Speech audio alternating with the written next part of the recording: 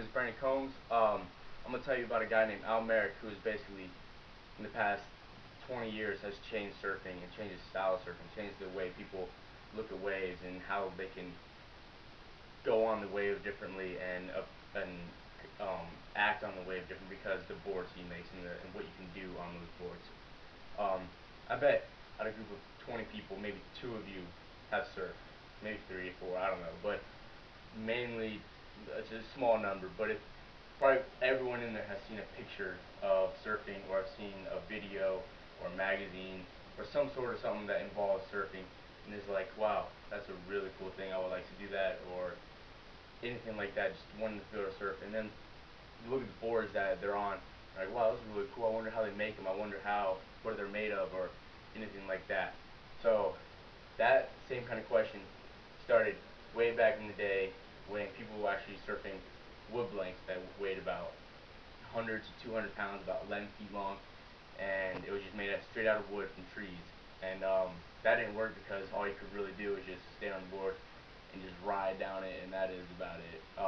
So then, just little by little, some people started changing things, and oh, this will work, this could work, this could work, this will work. And then Al Merrick came. Al Merrick was born on March 11, 1944, in Bradley Beach, New Jersey.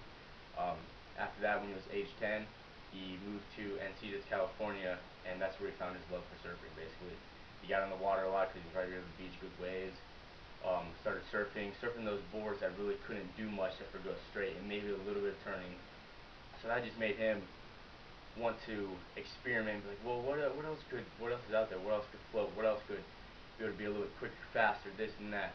So he had a really, really creative mind. So he started working for a boat company. Started getting his whole thing going, working with a boat.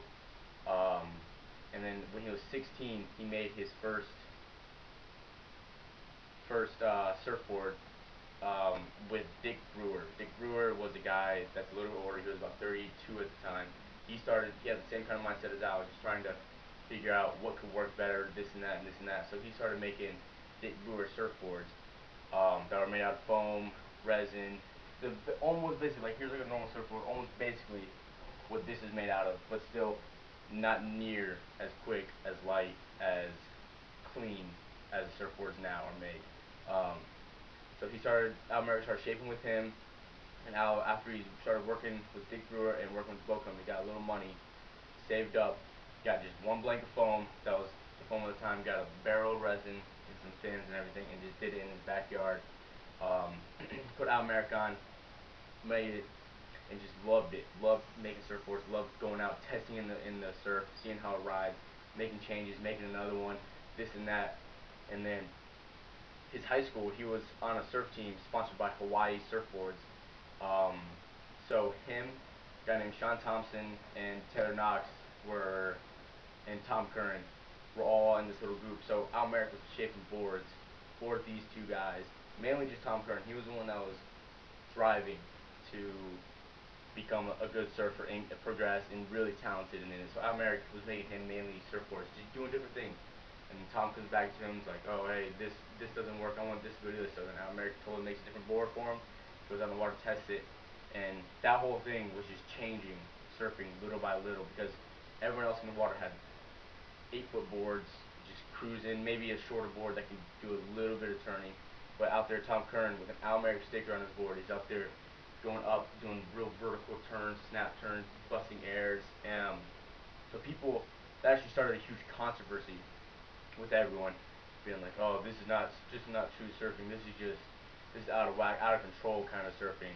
Um, so that just started a whole controversy. And then that little group of friends of Tom Curran was like, hey, let's make me board Al Merrick. So Al Merrick started making this group of like 6 or 7 guys aboard, and they're all 18, 19, and they started doing good. They started getting competitions, winning on Al Merrick surfboard. So Al Merrick called that little group of friends Channel Island Surf Team, and that's what it is. Channel Island Surfboards, Al Merrick surfboards, all the same thing.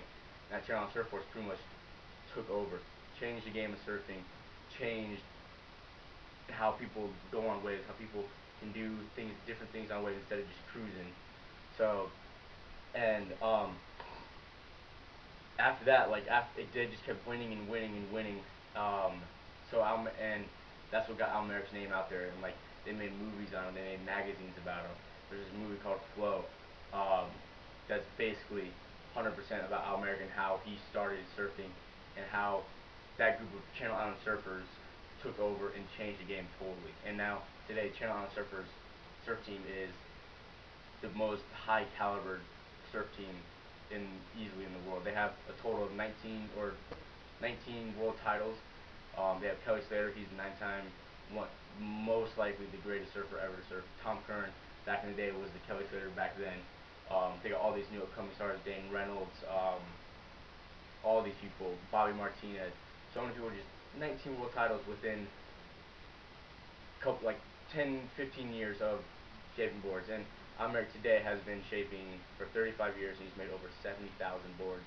And he actually has a machine now that he just types in the computer, and it just shapes the board out because he makes so many surfboards for so many people, so many surf shops, so many companies, everything. So he has that's just a way to get it going quicker and quicker. Um, but yeah, in the movie Flow, there was actually a quote by Rob Machado saying, "You can make a case that Al Merrick is the single most important change in American surfing." So that means like Al Merrick single-handedly changed surfing, and I believe that's what it was because he got the best surfers at that time, little surfers that wanted to become competitive surfers, that wanted to be the top of their game, top of everything, and just have the same mindset, just changing, viewing how they could do different stuff on the waves. And Al Merrick, a craftsman that loved shaping stuff, making stuff, and shaping boards, and had a passion for surfing also.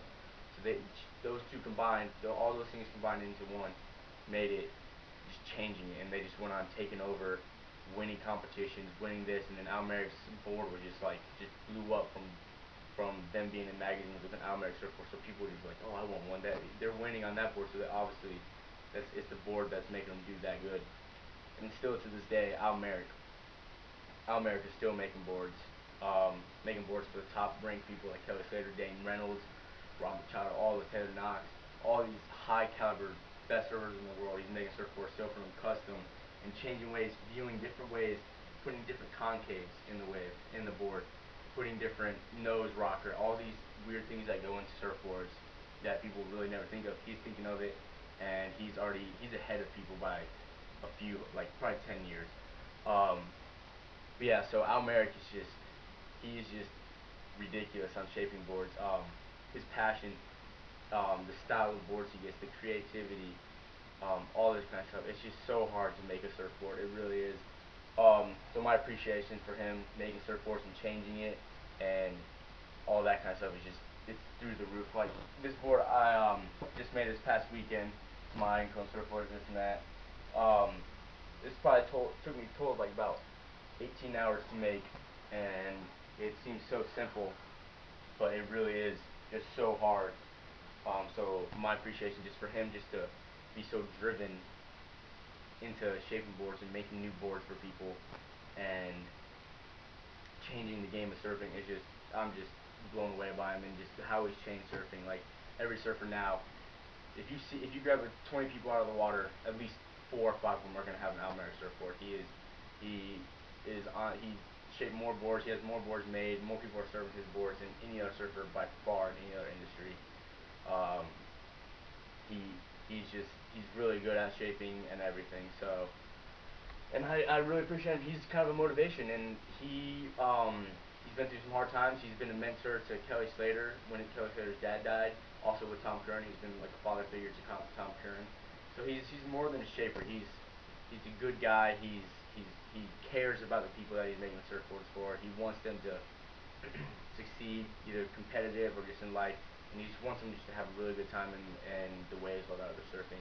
So he wants them to have a board that could make them float, make them ride to what they want. And I really appreciate what Al Merrick has done, and really has changed the game of surfing, in my opinion.